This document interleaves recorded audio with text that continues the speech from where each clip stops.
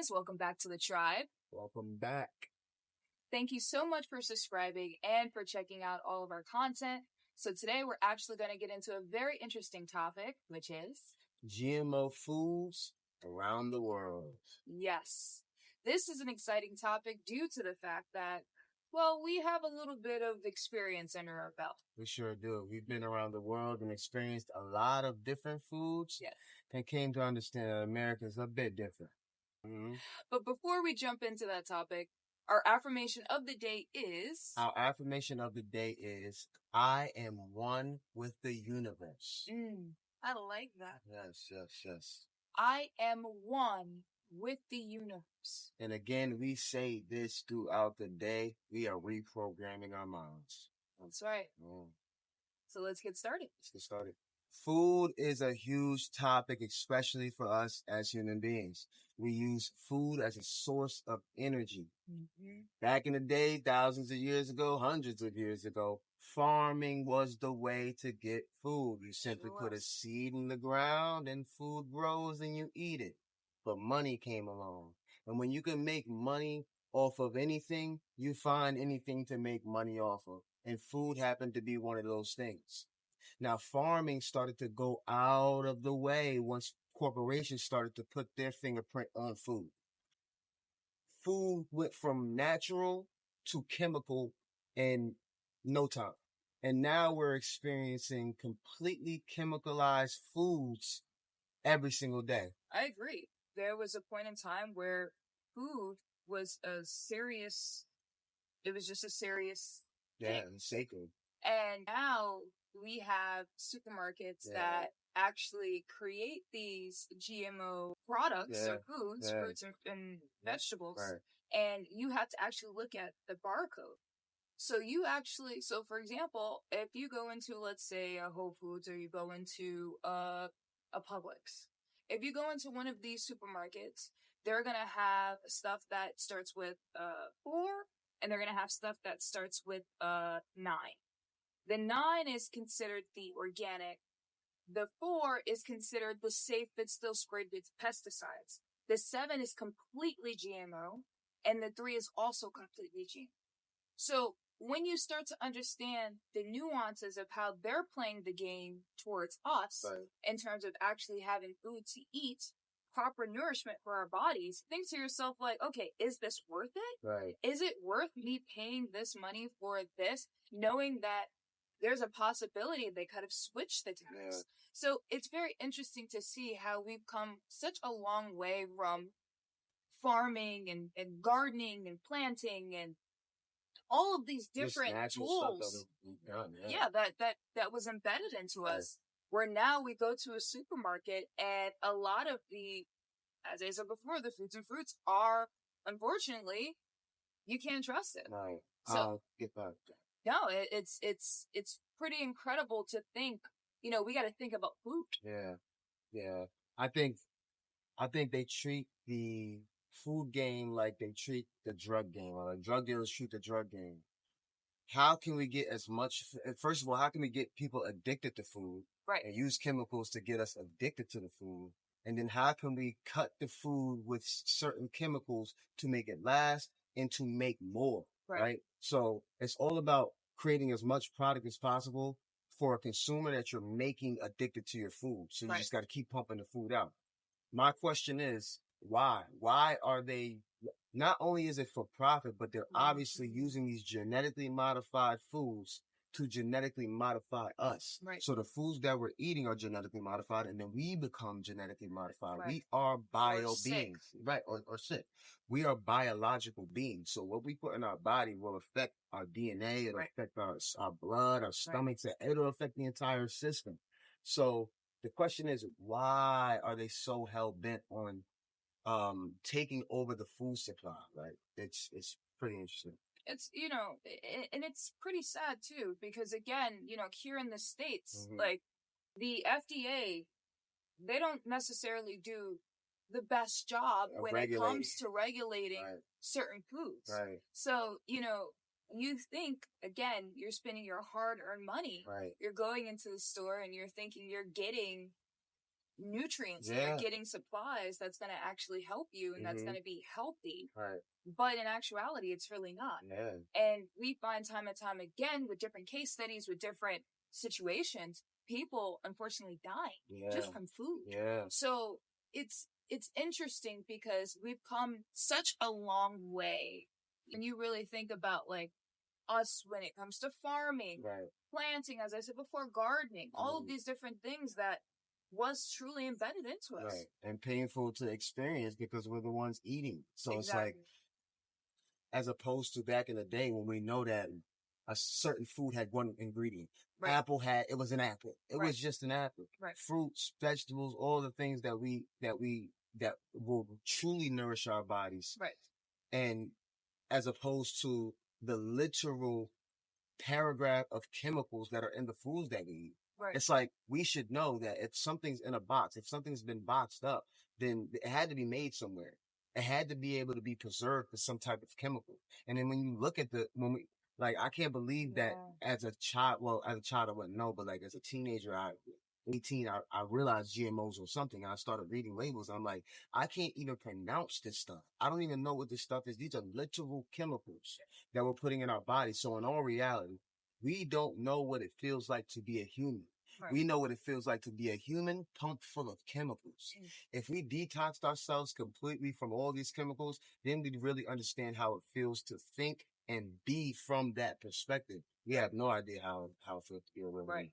And again, this is coming from the American perspective. Yes. Obviously, as we've gone to different countries, we've noticed the foods being a lot more richer in taste. For example, you know, when we went to Colombia, we saw a lot of the times, especially when it came to seafood, a lot of the fishermen and the people, they went out and they actually fished for their own foods. Food. So, and then they would come back and they would clean it and they would literally prep it and then make it and prepare it for us to eat. Right. And I thought that was so amazing because here we are, we're sitting here.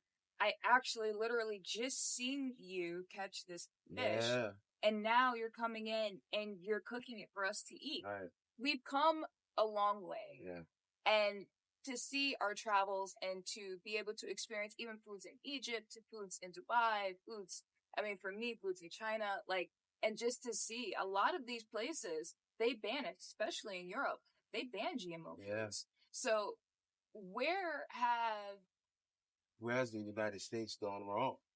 But where have we as a people turned the blind eye to say, okay, this is good?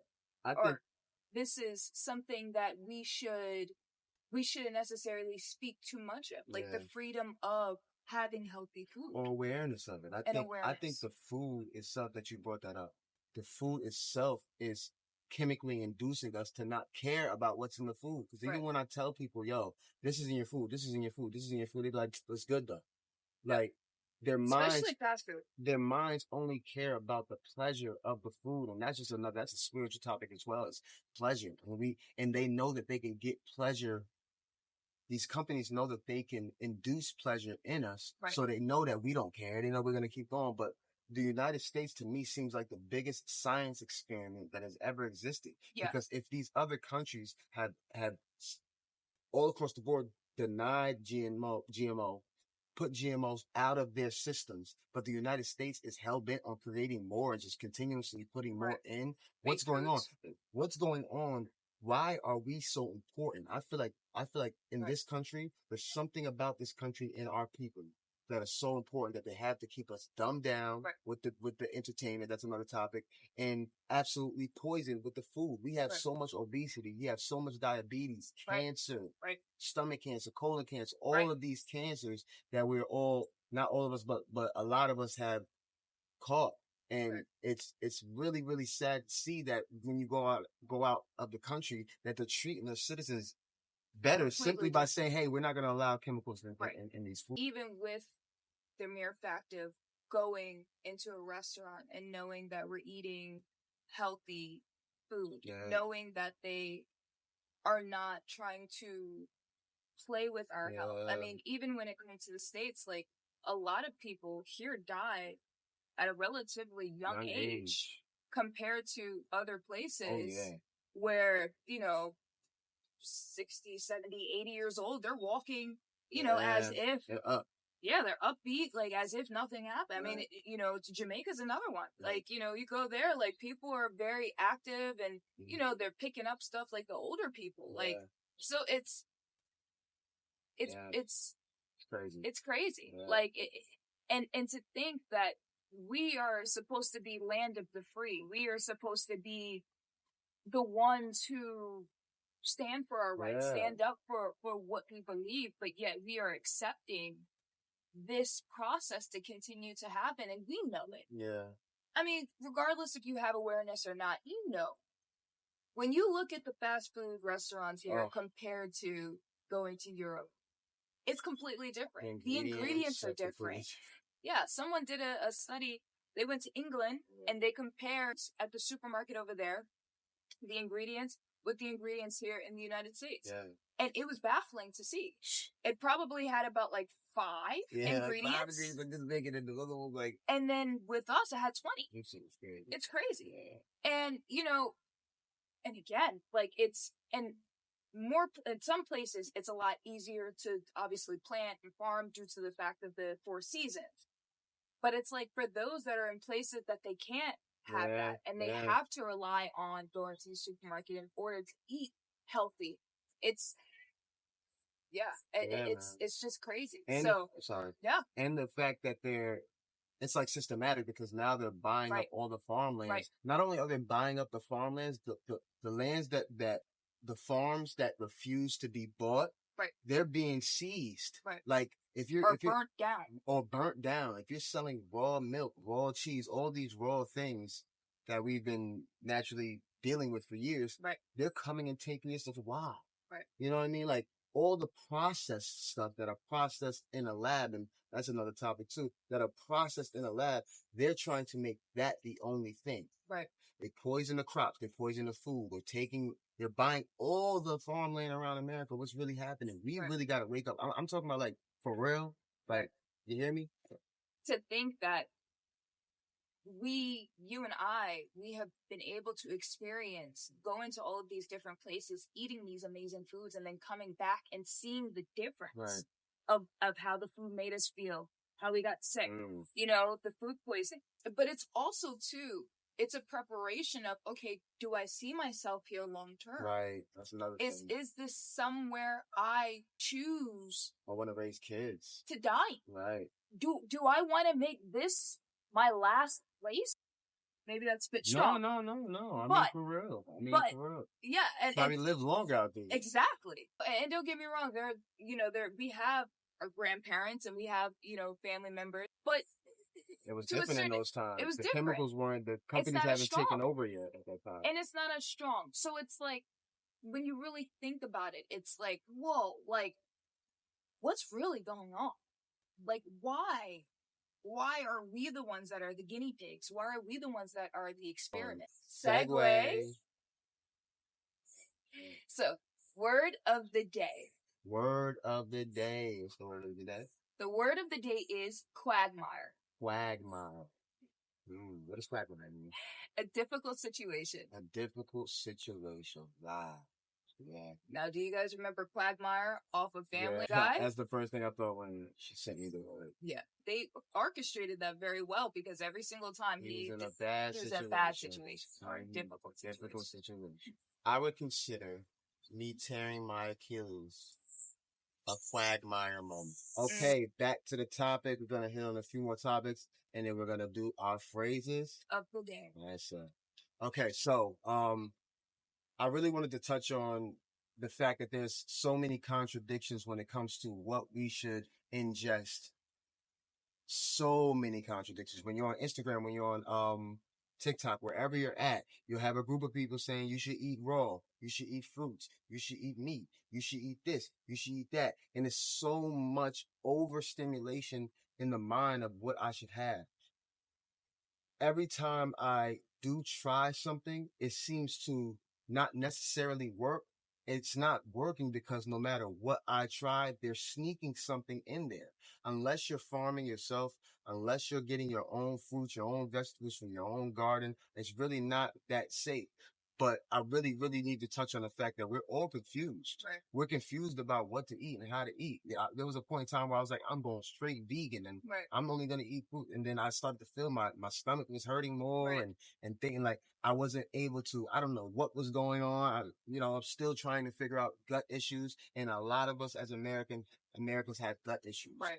And that's a huge thing. So it's very confusing to watch these different influencers go back and forth about what we should eat. I'm happy that you brought that up. The titles. Yeah. Titles of being a vegan, vegetarian, pescatarian, herbivore. Exactly. When you look at all of these titles and you look at all of these practices, but you don't have knowledge of what your blood type is, it can really mess you up. So for me, when I was living in California, I did thorough research before I became a devoted vegan. Right. Where I had to make sure I was a certain blood type. I was able to eat these foods. Yeah. I was very selective. And I was very, very focused on eating healthy because I knew that this was actually good for my body. Wow. We often get these titles and we hear these different people who are telling us what to do and what to eat. But yet their story and their situation can be different from you. Exactly. So I say all this to say, as we listen to these contradictions, question it. Yeah. Ask why. Right. Don't just take our word for it. Right. Or anyone's word. Do your research. And doing your research will help you and it would allow you to gain as much information as possible. So then that way when you are eating, especially when you're eating fruits or you're eating meats or you're eating fish or you're eating dairy, when you're eating all of these things, you have an understanding of, okay, cool. This is what's good for me. This may not be good for me. This runs in my family. So it's like, it's all of these different variables that we don't really think about. Account. Exactly. Yeah. Because we are so focused on these titles of wanting to look healthy or wanting to sound healthy. But in actuality, are you really healthy? Right. And health goes in with also working out, with running, with jogging, whatever your practices is. Also, not to cut you off. Of course. But fasting. Right. Huge. So we have a lot of chemicals, a lot of things in our gut, and it is said that the gut is the seat of the soul. Contradictory to what we believe. We are anchored to this planet, to this realm by the food. The food anchors us here. And desire and the higher planes of no desire and just being fulfilled by the sun and being fulfilled by nature. Right. Those are two different extremes, two different realities, two different worlds that we dive into. To keep it simple, the more you eat and the more you go after carnal pleasures, the more you're anchored into this realm. The more you allow yourself to be free from the desire of food and all these chemicals and all this stuff in you, the more you're able to hear the universe, the more you're able to hear your spiritual self, your soul self. Right. So we really got to do time. Right. And planting. Yeah. I mean, planting your feet. Yes. Going out and standing in the grass and just like really kind of taking in the sun and really just being fixated and focused on your connection with how you're connecting with the one. Yes. So because I'm happy food that is you not brought the that only up. energy source. It's not. We think food is the only energy source. That's what they tell us. Exactly. So we like, oh, I'm hungry. Like, are you really hungry? Or you just need to go outside and just sit it. Right. Like, we have all these cravings, but the cravings are simply the chemicals talking to us or the parasites talking to us. That's a whole other story too, just parasite stuff, but I won't go into that. Research parasites. Right. Yeah. But point is, we have to take control of our urges. We have to take control of how we eat. And that goes with fasting. It goes with dieting and allowing our body a break. It was simple as that. Right. Yeah. Fasting for sure is highly important. And we were able to experience that out in Egypt. Mm-hmm. We went during Ramadan, which was there will always be a special moment in my heart. Too. When we went to Egypt, we was able to actually see the practices that a lot of the people were able to take, especially when it came to fasting, prayer, belief, being kind to others, food, the appreciation of food. Here in America, we don't appreciate food. We want it quick. Let me get that with you. We want it Number now. 9. Right. We want it fast. We don't care what's in it. and we don't question anything. Right. We just eat. Right. Versus in other places, they appreciate the value, the taste, the quality of the food that they're actually devouring. And they're able to make community this. too. Yes. Yeah. And it's a sacred, it's kind of like a sacred language. Yeah. So it's beautiful to see because, again, we were able to actually witness eating foods. Yes. Where we weren't fresh, where we weren't in this craving of we need to eat. Yeah. We're hungry. And around other energies that felt the same way, because being around specific energies that give off that I'm hungry vibe, they will affect your energy. That you are affected by energy. I just wanted to real quick touch on something really quickly.